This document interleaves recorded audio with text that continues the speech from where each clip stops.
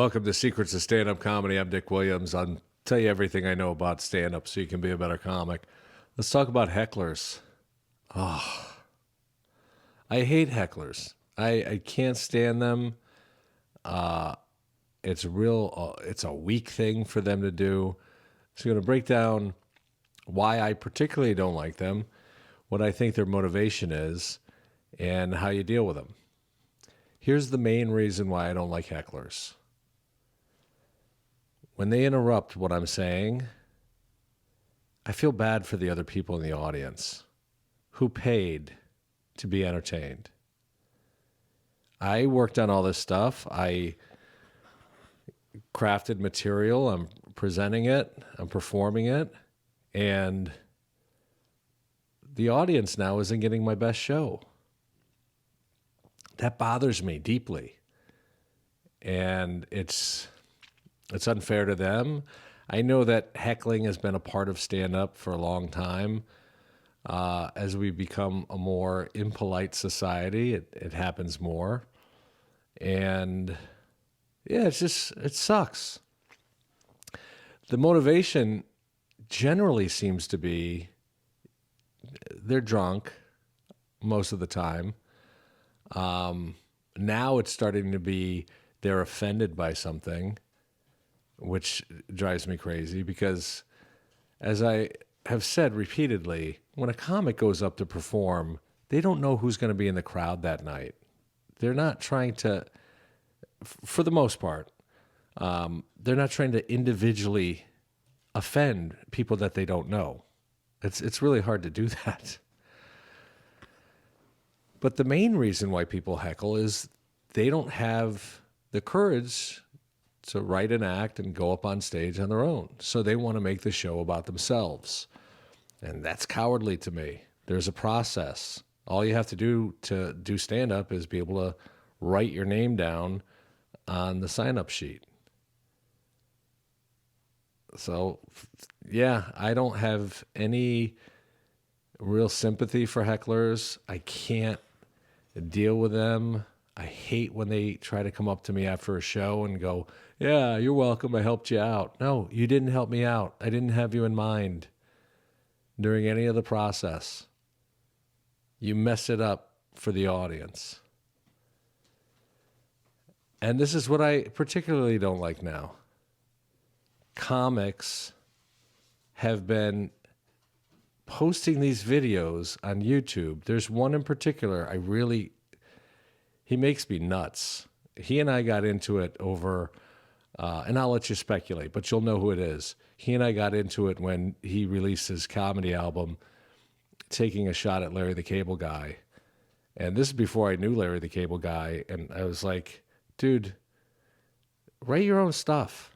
Don't try to carpetbag onto his material and like hitch your wagon to his fame. It's real weak stuff. I don't like it. And so it seems like he started this whole movement of posting comic destroys hecklers. That's so bad for comedy because it encourages hecklers. Do you see why it would happen? If you have all these comics saying, "Hey, yeah, I obliterated this heckler," then people are going to go to the shows and think, "Oh, it's cool to heckle." It's not cool to heckle. Imagine heckling like a Todd Barry. He's doing thoughtful material. You think he wants to get into a pissing match with somebody in the audience who's drunk? I don't know. Some people, they see these, and for the person I'm talking about, overall, I think he's a nice person. I don't have an issue on anything else. It's just some of the things with comedy bothers me. And I don't know, it seems like a shortcut, a detrimental one to stand up. So here's how you deal with it, all right? There's numerous ways. The first thing, and this is very important, if you're producing your own show as a comic and you're at a bar or someplace like that, make sure there's adequate security. I remember way early on, I was doing one of Felipe Esparza and Gabriel Iglesias' shows in, I was the only, it was all Latino. The neighborhood, the bar, everybody Latino. Not that that matters, but it's interesting because while I was on stage, a fight broke out, and I'm still trying to do my act. And I think it happened right outside of the club. It was like a bar, restaurant. There was a stabbing between these two guys. And they had security, but I've seen a lot of, I've seen enough shows where things have gotten out of control and there's no bouncer. There's nobody to intervene. And things can go sideways very quickly with that. I remember one time locally, the host of the show, there was no security, and the host of the show was drunk, and we knew each other. I tried to distance myself from him, but I told him, "Hey, for my intro, just say, this and this. You don't have to go into this big thing." And he said, "Well, no, I want to bring up the Adult Video Awards." I said, "Okay, fine, but just say that I did stand up at it. Don't say I hosted, because then I'll have to correct it, because I didn't host, and that's like a bigger position. That's an honor. I just got in there doing a silly Bill Clinton impression." He goes, when it's my turn to bring me up, he goes on this ramble. And I'm like, and then he says, "I hosted." And at that point, I just walked on stage and I'm trying to get the mic from him. He yanks it out of my hand and the mic cord drops. He, like, I don't know, he was wrestling with me. And I'm like, is this real life? Is this really happening? And then he gets off stage, he's screaming at me. And I'm like, will you calm down? He throws a beer bottle at me, the host of the show. And he wasn't trying to hit me. He was trying to make it seem like he was tough. So I ran after him. And thankfully, there was a 6'7" comic there, Tony Rogers, who stopped me and said, "Hey, bro, you don't want to do this." And he was right. But I don't know. It's a lot of bad stuff can happen. And that was a comic. He wasn't heckling me, but it's an example of why you need security. I can't even talk tonight. I'm nervous about going up to my first open mic again. How else do you deal with a heckler? Well, usually the club will deal with it to some degree if people get too out of control. But you have to look at it from the audience's perspective. They don't want to see one of their own unless it's very egregious and the person's out of control. They don't want to see the person get kicked out. And so when the manager goes over and tells them to quiet down or maybe moves them to another section, that can cause more chaos. And the audience may not be on your side unless the person's being a real jerk. So if the club can't do it, if you're dealing with it one-on-one, the obvious thing is to put them in their place, to make jokes.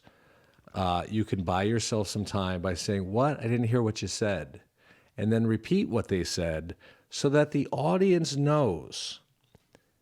As I've talked in a previous video, when I'm doing stand-up, my words are going this way and you're the audience.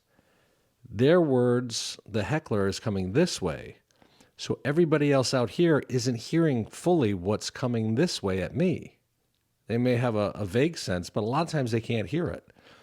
So when I respond to hecklers, they just think I'm being a dick because it's too harsh. So be aware of that. That's why I rarely have hecklers, or I've rarely had hecklers in later years because I try to present it in such a way that I don't give them that opening. But when I have gone after hecklers, it's ruined my show a lot of times because I seem way too mean, because I'm mad. And I can play it off. I can bust their balls so lightly or harshly. I can have them question their life decisions. I know how to do that stuff, but I don't like to. Try not to do the stock lines of, "I don't come down to where you work and do this to you." And I would do a version of that, making fun of that, kind of a meta form, I'd say, hey, look, I don't come down to where you work and do stuff. All right, I'm not good at this. Just be quiet, please. These people paid. Can you just stop? So write out like 10 things that you can have in your back pocket and memorize them to say to a heckler that you can shut them down. Again, when you shut them down and really burn them good, it feels good and the crowd loves it if they're on your side, but that's not going to really get you anywhere. I know maybe it'll get you some extra clicks online, or maybe you'll become known as the heckler roaster. But what kind of a career is that? So every time you go up, people are going to heckle you and you have to come up with this stuff. Like, that's not why I got into stand-up. I don't want to deal with these people on that level. I want to entertain them. I want to give them something. I don't want to be in a combative situation. How else can you deal with them? You can try to turn the crowd on them. You could say, look, I'm not going to perform until you are quiet because I care about all these other people. And sometimes that can even still get out of control. That's why you add alcohol to any situation and it potentially could be volatile. But if you turn the crowd on them, the crowd will start working on your behalf. Hey, shut up. Come on, we want to see this. Shush. So generally what I do is I try to gently tell them, okay, shh, they want to hear this. Well, I'll get to you later. And I just keep pushing it off. I'll get to you later. We'll talk about it later. We'll talk about it after the show, by the end of the show. I've never had anybody kicked out.